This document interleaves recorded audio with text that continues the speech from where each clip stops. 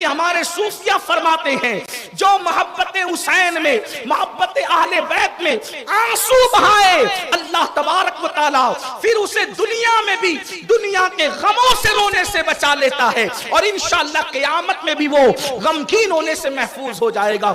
کل 8 محرم، 9 محرم، 10 محرم آپ حضرات عبادتوں کا سلسلہ جاری کریں، غریبوں کو صدقہ دیں، یتیموں کی مدد کریں، شربت کا اہتمام کریں، نیاز کا اہتمام کریں۔ 9 اور 10 محرم کو روزہ رکھیں۔ اس روزے کی بڑی فضیلت ہے کہ جو عاشور کا روزہ رکھتا ہے اللہ تعالیٰ ایک روزے کے بدلے میں اس کو 1 سال کی روزے کا ثواب عطا فرماتا ہے، یا اس کے 1 سال کے گناہ معاف کیے جاتے ہیں۔ اس لیے روزوں کا اہتمام کریں۔ خواتین سے بھی گزارش ہے کہ 9 اور 10 محرم کو ضرور روزہ رکھیں، ان راتوں میں عبادتوں کا اہتمام کریں۔ صلی اللہ علیہ وآلہ وسلم مختصر درود شریف ہے، درود شریف پڑھیں۔ جو لوگ اب تک نماز نہیں پڑھتے وہ نماز کے پابند بنیں، شروع کریں۔ جس عبادت کو بچانے کے لیے کربلا کے تاجدار نے قربانی دی ہے، آپ اس عبادت کی طرف آئیں۔ آج سے پہلے گناہ کرتے تھے، نشہ کرتے تھے، چوری کرتے تھے، کسی عورت پر پاپ کی نظر ڈالتے تھے، ان سارے جرائم سے توبہ کر کے سچی حسینیت کی طرف آئیں، کردار کی طرف آئیں، ایک سچے مسلمان کی طرح زندگی گزاریں۔ اگر زندگی گزارنا ہے امام حسین کے طریقے پہ گزارو، یزید بن کر زندگی مت گزارو۔ یزید کی تو قبر کا نشان بھی مٹ گیا، آج بھی میرے امام کے ڈنکے بج رہے ہیں۔ اس لیے میری گزارش ہے کہ آپ سب عبادت کی طرف آئیں۔ آج سے پہلے جو ہوا سو ہوا، امام پاک کی محفل میں آج سچی توبہ کر لو، بدل جاؤ، زندگی کو تبدیل کر لو۔ اللہ تعالیٰ سب سے پہلے مجھے آپ سب کو توفیق عطا فرمائے۔ اللہ اکبر۔ اور اتنا ہی نہیں بلکہ ہمارے صوفیہ فرماتے ہیں جو محبت حسین میں، محبت اہل بیت میں آنسو بہائے اللہ تبارک و تعالی پھر اسے دنیا میں بھی دنیا کے غموں سے رونے سے بچا لیتا ہے، اور انشاءاللہ قیامت میں بھی وہ غمگین ہونے سے محفوظ ہو جائے گا۔ اس لیے کہ جس کے ساتھ محبت ہوگی قیامت میں اسی کا ساتھ نصیب ہوگا۔ تو اللہ کے رسول علیہ السلام، اور پھر یہ بات بھی میری قوم کے جوانوں یاد رکھنا، کیونکہ کربلا بہت سارے لوگ لکھتے ہیں، بیان کرتے تو یہ بات کہی جاتی ہے کہ اللہ اکبر وہ اچانک حادثہ ہو گیا، اور یہ بات بھی میں نے اپنے کانوں سے کسی کو کہتے ہوئے سنی کہ اونٹ ذبح کرتے وقت جتنا ٹائم لگتا ہے اتنے ٹائم میں تو پورا کربلا ہو گیا۔ یہ 10 دن تک کربلا بیان کرنے کی کیا ضرورت ہے؟ اتنے میں کربلا ہو گیا تھا، جتنے میں اونٹ ذبح ہوتا ہے اتنے میں وہ 72 کے ٹکڑے ہو گئے تھے، بس بات ختم ہے، 2 منٹ کی بات ہے۔ لیکن آپ کو پتا ہونا چاہیے سیرت النبی کے بعد سب سے زیادہ اگر کوئی عنوان دنیا میں لکھا گیا ہے تو اسے کربلا کہتے ہیں۔ اگر وہ اتنا ہی مختصر ہے کہ اونٹ ذبح ہونے اتنا ہو گیا تھا اور وہ جا رہے تھے اور ان کو چند لوگوں نے پکڑ کے مار ڈالا اور ختم کر دیا، قصہ تمام ہو گیا، یہ بات میں اپنی طرف سے نہیں کہہ رہا ہوں۔ ہمارے سینے چھلنی ہوتے ہیں، اس سے لوگوں کو تکلیف ہوتی ہے کہ ہم کیوں یہ بات کرتے ہیں۔ ہم کہتے ہیں لوگ یہ بات کیوں کرتے ہیں؟ آخر نواز رسول کی شہادت کو ہلکا کرنے کی کوشش کیوں کی جا رہی ہے؟ یزید سے رشتہ کیا ہے کسی کا؟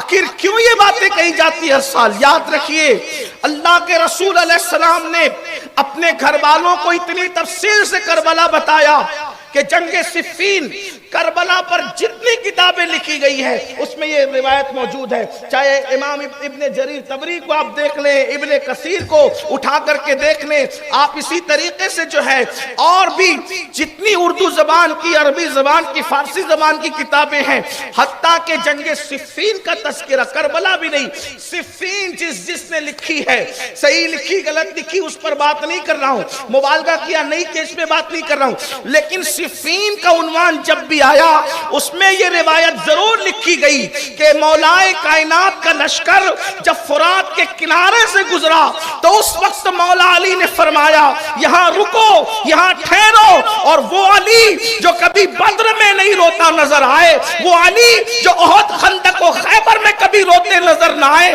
اس علی کو دیکھا گیا کہ فرات کے کنارے اتنا روئے کہ آنسوؤں سے داڑھی تر ہو گئی۔ لوگوں نے، ظاہر سی بات ہے جب کسی بہادر کو کوئی روتے ہوئے دیکھتا ہے تو لوگ حیرت کرتے یہ رو رہے ہیں۔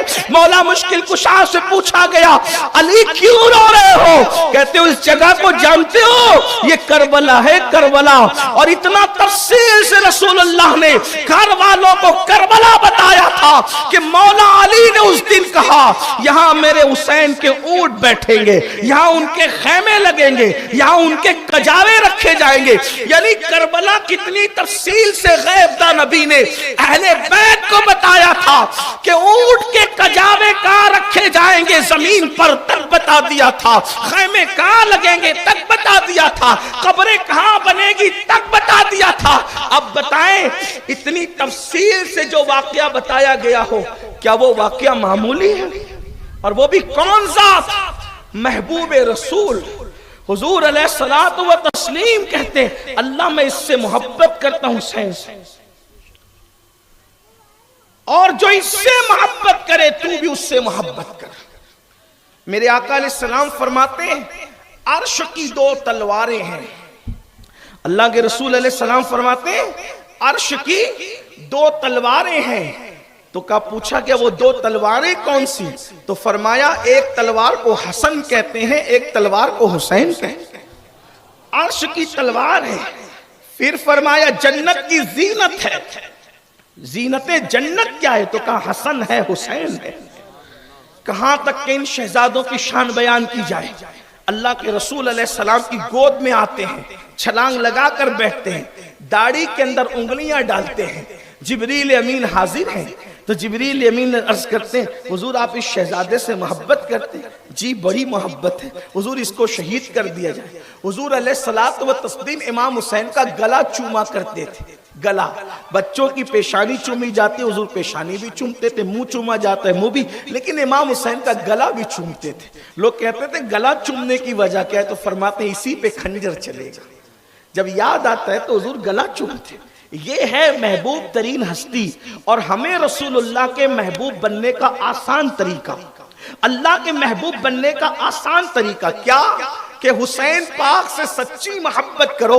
हुजूर फरमाते जो इससे मोहब्बत करेगा वो अल्लाह का महबूब बन जाएगा। हब्बल्लाहु मन हब्बा हुसैना, वो अल्लाह का महबूब है जो मेरे हुसैन से मोहब्बत करता है।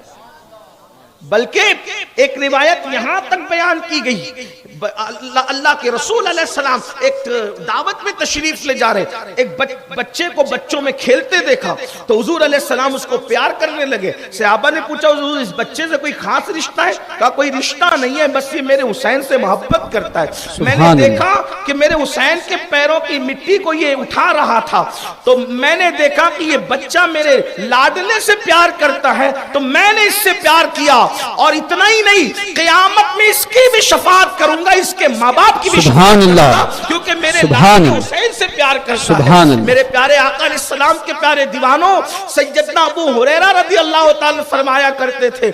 यहाँ फिर एक बात अर्ज करूं जो मैं हर साल कहता हूँ, हर जगह कहता हूँ, ये कि सहाबा ने अहलुल बैत से जितनी मोहब्बत की है आज उसका हम तसव्वुर नहीं कर सकते।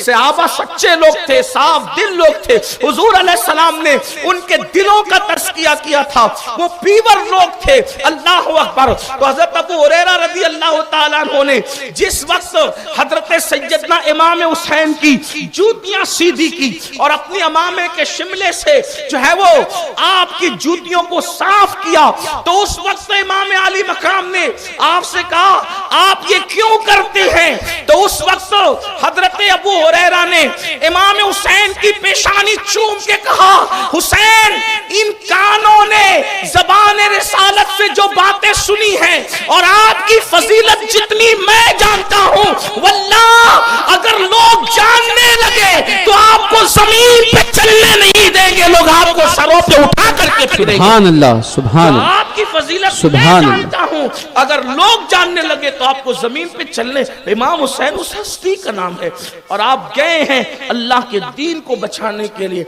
इसलिए कि पूरा वो सिस्टम जो दीन का सिस्टम था उसको सिर्फ एक इशारे के तौर पर, क्योंकि मैंने आपको कल कहा कि मैंने कोई यजीद का जिक्र नहीं करना, और सिर्फ इस साल لوگوں کی یہ فرمائش ہے کہ 25واں سال ہے تو ایک بار تو داستان کربلا مکمل بیان کر دیں، لیکن پھر بھی میں لوگوں سے کہتا ہوں زندگی ختم ہوگی لیکن نکات کربلا کے ختم نہیں ہو سکتے، پھر بھی جتنی کوشش ہے کاوش ہے ہم اس پہ کریں گے انشاءاللہ، تاکہ کم از کم کچھ تو لوگوں کو معرفت نصیب ہو۔